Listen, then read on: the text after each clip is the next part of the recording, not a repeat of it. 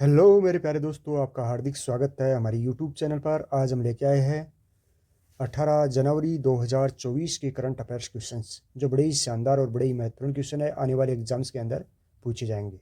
तो प्यारे दोस्तों, हमारी वीडियो को कंटिन्यू बनाए रखें, लाइक करें, शेयर करें और सब्सक्राइब करें, और जो आने वाली नेक्स्ट क्लास है उसका इंतज़ार करें। तो प्यारे दोस्तों, अब हम स्टार्ट करते हैं क्वेश्चन नंबर 1 से। बात करें क्वेश्चन नंबर 1 की, तो हाल ही में आर्कियोलॉजिकल एक्सपेरिमेंटल म्यूजियम का उद्घाटन किस शहर में किया गया? आर्कियोलॉजिकल एक्सपेरिमेंटल म्यूजियम का जो उद्घाटन है वो किस सिटी के अंदर या किस शहर के अंदर किया गया? तो ये वडनगर, गुजरात के अंदर किया गया। जो प्रधानमंत्री नरेंद्र मोदी जी है, उनका पैतृक गांव है वडनगर गुजरात में है, और वहाँ आर्कियोलॉजिकल एक्सपेरिमेंटल म्यूजियम का क्या किया गया है? उद्घाटन किया गया। ऑप्शन नंबर ए इसका करेक्ट आंसर हो जाएगा। सॉल्यूशन इसका देखिए तो प्रधानमंत्री नरेंद्र मोदी के पैतृक गांव वडनगर में 300 करोड़ रुपए की लागत से पुरातत्व संग्रहालय का क्या किया गया है? निर्माण किया गया है। वडनगर महसाणा जिले के अंदर स्थित है, और ये वडनगर महसाणा जिले का एक प्राचीन शहर है।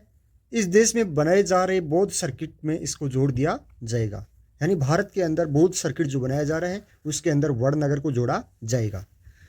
आगे देखें तो पुरातत्व विभाग की खुदाई में वडनगर में 2500 वर्ष पुरानी प्राचीन संस्कृति के क्या मिले हैं? अवशेष मिले हैं। 2500 वर्ष पुरानी संस्कृति के अवशेष वडनगर गुजरात के अंदर मिले हैं, जिसके कारण भारत के प्रधानमंत्री नरेंद्र मोदी जी के द्वारा वडनगर के अंदर जो आर्कियोलॉजिकल जो एक्सपेरिमेंटल म्यूजियम है उसको क्या किया है? स्थापित किया है। तो ऑप्शन ए इसका करेक्ट आंसर होगा दोस्तों। आगे दोस्तों हम बात करें क्वेश्चन नंबर 2 की, तो हाल ही में इजराइल और हमास के बीच में गाजा में युद्ध विराम पर शांति समझौता कहाँ हुआ?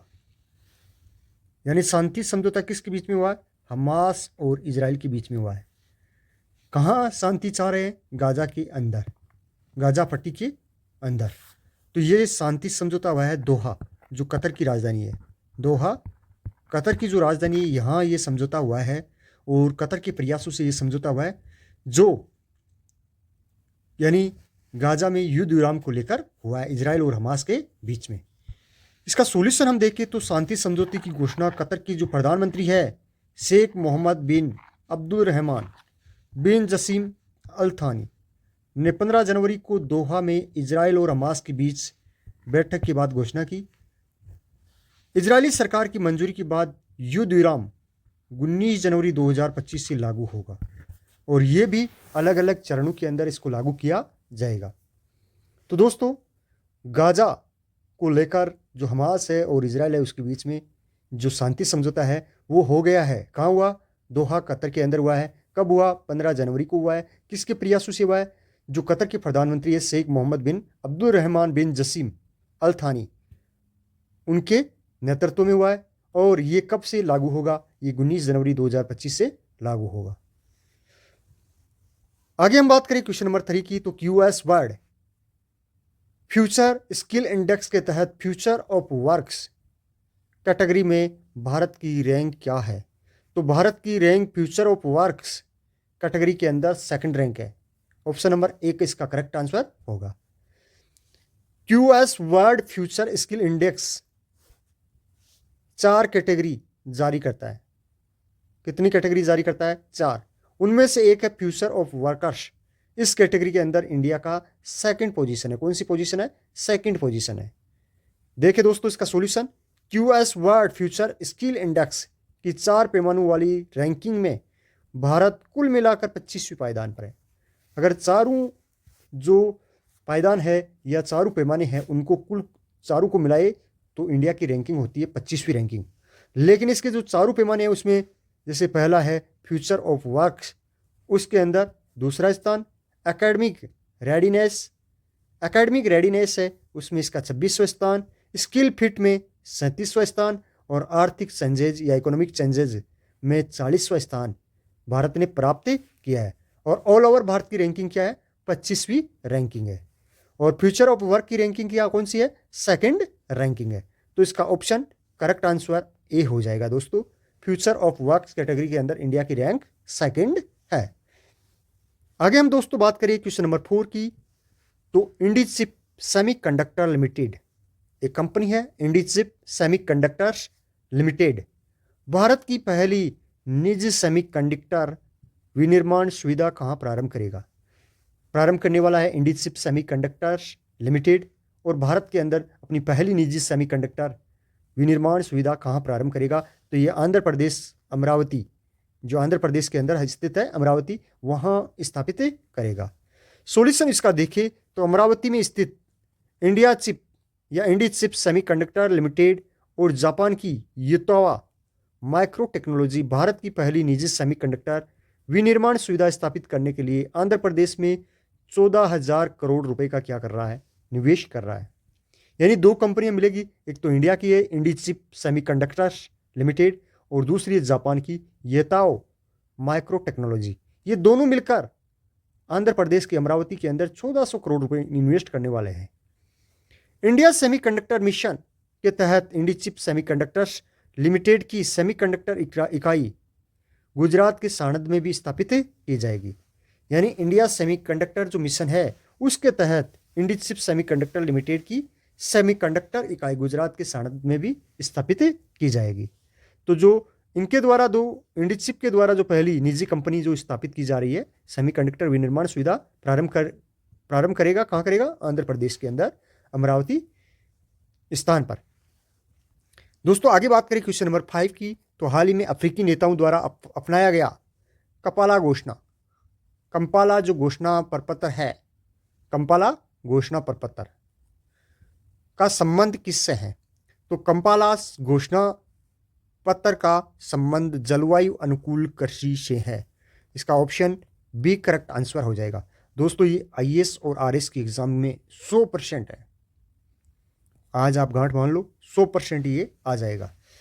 सॉल्यूशन देखिए तो 2026 और 2035 तक अफ्रीका की कृषि खाद्य प्रणालियों के लिए कंपाला घोषणा को व्यापक अफ्रीकी या अफ्रीका कृषि विकास कार्यक्रम पर असाधारण अफ्रीकी संघ शिखर सम्मेलन में अपनाया गया है।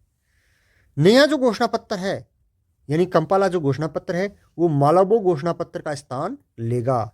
जो मालाबो घोषणा पत्र है उसका उत्तराधिकारी कौन है? कंपाला घोषणा पत्र।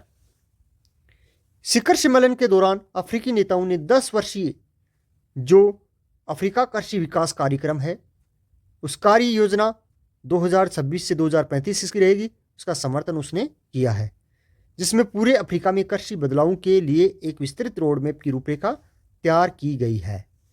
तो कंपाला जो घोषणा पत्र है उसका संबंध जलवायु अनुकूल कृषि से है। जो कौन किसने एक्सेप्ट किया है? अफ्रीकी नेताओं के द्वारा इसको स्वीकार किया गया है। आगे हम दोस्तों बात करें क्वेश्चन नंबर 6 की, तो नवीकरण यानी रिन्यूएबल, नवीन और जो नवीकरणीय ऊर्जा मंत्रालय है उसके सचिव के रूप में अतिरिक्त प्रभार किसने संभाला है? तो यह है निधि खर्रे। निधि खर्रे है, उन्होंने नवीकरणीय जो ऊर्जा मंत्रालय के सचिव के रूप में अतिरिक्त प्रभार संभाला है। निधि खर्रे MNRI यानी नवीन और नवीकरणीय ऊर्जा सचिव के रूप में अतिरिक्त प्रभार संभाला। झारखंड कैडर की 1992 बेंच की आईएएस अधिकारी है निधि खरे। उन्होंने यह जो नवीन और नवीकरणीय ऊर्जा मंत्रालय है उसके सचिव के रूप में पदभार संभाल लिया है। आगे दोस्तों हम बात करें क्वेश्चन नंबर 7 की, तो रक्षा मंत्रालय ने यानी डिफेंस मिनिस्ट्री ने नौसेना की मध्यम दूरी की सतह से हवा में मार करने वाली मिसाइलों के लिए किसके साथ समझौता किया है? यानी जो रक्षा मंत्रालय है उन्होंने एग्रीमेंट किया है किसके लिए? नौसेना के लिए। किस चीज़ के लिए? मध्यम दूरी की जो सतह से हवा में मार करने वाली मिसाइलें हैं उसके लिए। तो ये किया है भारत डायनेमिक्स है उसके साथ रक्षा मंत्रालय ने एग्रीमेंट किया है। और भारत डायनेमिक्स इजराइल के सहयोग से जो मध्यम दूरी की सतह से हवा में मार करने वाली मिसाइलें वो बनाएगा। सॉल्यूशन इसका देखिए तो रक्षा मंत्रालय ने नौसेना के लिए 70 से अधिक मध्यम दूरी की सतह से हवा में मार करने वाली मिसाइलों के लिए भारत डायनेमिक्स लिमिटेड के साथ 2960 करोड़ रुपए के अनुबंध पर हस्ताक्षर किए। इजराइल के साथ विकसित इन मिसाइलों को विभिन्न भारतीय युद्धपोतों पर लगाया जाएगा। जो नेवी के जो युद्धपोत हैं उनके अंदर या उन पे उसको स्टेबलाइज किया जाएगा।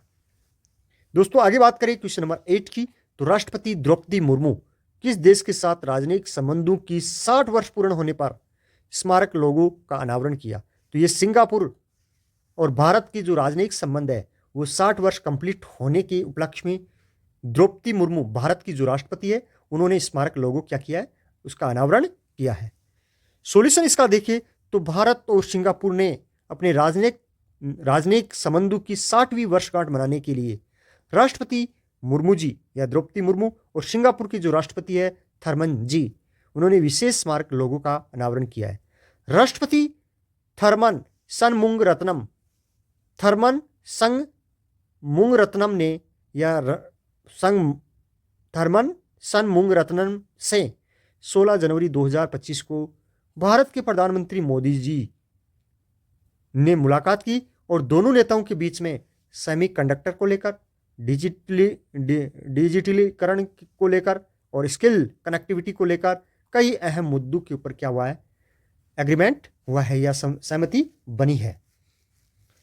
आगे दोस्तों हम बात करें क्वेश्चन नंबर 9 की, तो विदेश मंत्री एस जयशंकर और भारत में अमेरिकी जो राजदूत है, भारत के अंदर जो अमेरिकी राजदूत है एरिक गोरेसिटी ने किस भारतीय शहर में नए अमेरिकी वाणिज्य दूतावास का उद्घाटन किया? तो अमेरिका का नया वाणिज्य दूतावास बेंगलुरु के अंदर स्थापित किया जाएगा। ये भारत के विदेश मंत्री एस जयशंकर और जो अमेरिका की भारत के अंदर जो राजदूत है एरिक गोरसेटी, उन्होंने इसका उद्घाटन किया है। सॉल्यूशन इसका देखें तो विदेश मंत्री एस जयशंकर ने बेंगलुरु में अमेरिकी वाणिज्य दूतावास के उद्घाटन समारोह में हिस्सा लिया और वहीं भारत में अमेरिकी राजदूत एरिक गोरसेटी के साथ इस समारोह में एस जयशंकर इंक्लूड या शामिल हुए। आगे हम दोस्तों बात करें क्वेश्चन नंबर 10 की, तो भारत मोबिलिटी ग्लोबल एक्सपो 2025 का आयोजन किस शहर में किया गया? तो भारत मोबिलिटी ग्लोबल एक्सपो 2025 का आयोजन नई दिल्ली के अंदर किया गया और 3 अलग अलग स्थानों के ऊपर किया जा रहा है। सॉल्यूशन देखें तो भारत मोबिलिटी ग्लोबल एक्सपो 2025 का आयोजन 17 से 22 जनवरी 2025 के मध्य होगा। 3 अलग अलग स्थानों पर होगा। नई दिल्ली में एक तो भारत मंडपम और दूसरा जो यशोभूमि है वहां, और एक ग्रेटर नोएडा, इन 3 स्थानों के ऊपर भारत मोबिलिटी ग्लोबल एक्सपो का आयोजन होगा 17 से 22 जनवरी के बीच में। तो इस प्रकार दोस्तों हमने 10 क्वेश्चंस की